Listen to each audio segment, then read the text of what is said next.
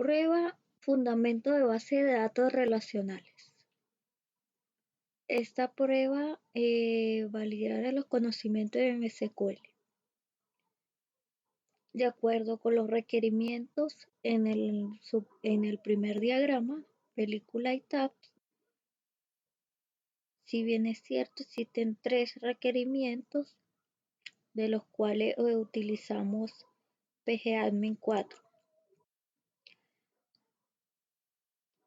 Primeramente, creamos en el primer requerimiento modelo de base de datos. Creamos la tabla películas, creamos tabla tabs y tabla relación películas. Luego, en el segundo requerimiento, insertamos los datos de película y tabs. En este caso, 5 películas, 5 IDs, 5 nombres, 5 años. Insertamos los tabs, 5 tabs. Igualmente, asociamos los tabs a películas con su ID y fueron 3 tabs para Padrinos y para la película El Padrino y 2 tabs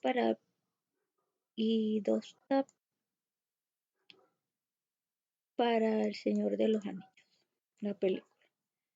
Luego, el tercer requerimiento, contamos la cantidad de tabs que tiene cada película. Y eso nos arroja este resultado.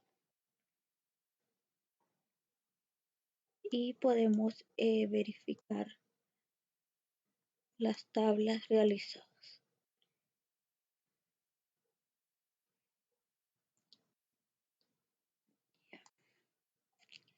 Ahora bien, continuamos con el segundo diagrama de preguntas, respuestas y usuarios.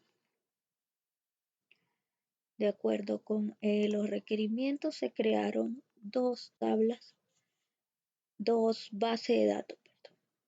Películas, que fue la que vimos recientemente, y la base de datos de usuarios del segundo diagrama. Ya, el requerimiento número 4 del siguiente diagrama, ¿cierto?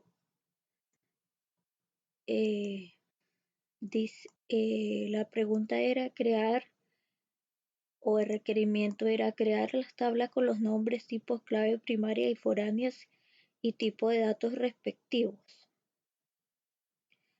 En este caso creé primeramente la tabla usuarios, tabla de preguntas y tabla de respuestas. Y creé acá mismo el Undelete Cascade, que más adelante no lo vamos a ocupar. En el requerimiento 5 agregamos los datos, 5 usuarios, 5 preguntas. Y la primera pregunta debe estar contestada 2 veces correctamente por distintos usuarios. La pregunta 2 debe estar contestada correctamente solo por un usuario y las otras 2 respuestas deben estar incorrectas. Para ello debemos primero insertar los usuarios. Insertamos las preguntas, insertamos las respuestas. Y luego en el requerimiento 6 indica que cuente la cantidad de respuestas correctas totales por usuario, independiente de la pregunta. Acá podemos ver el conteo de la cantidad de respuestas correctas totales por el usuario. Y el requerimiento número 7, por cada pregunta en la tabla preguntas, cuenta cuántos usuarios tuvieron la respuesta correcta.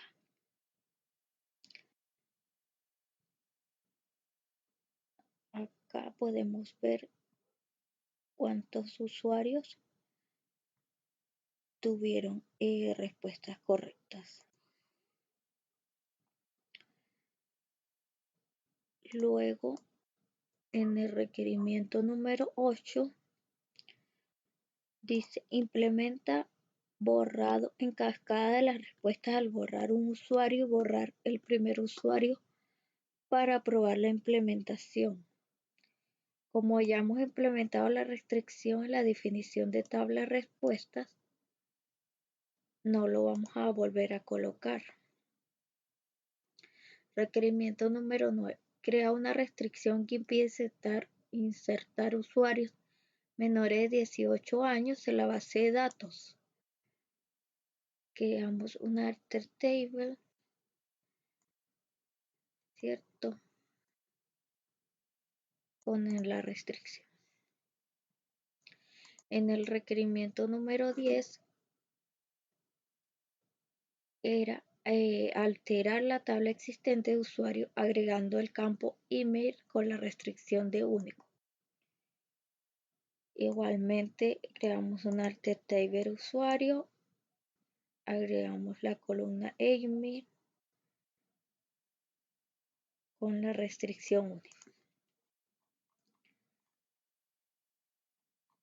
Luego podemos verificar, cierto, las tablas creadas, usuarios, preguntas y respuestas.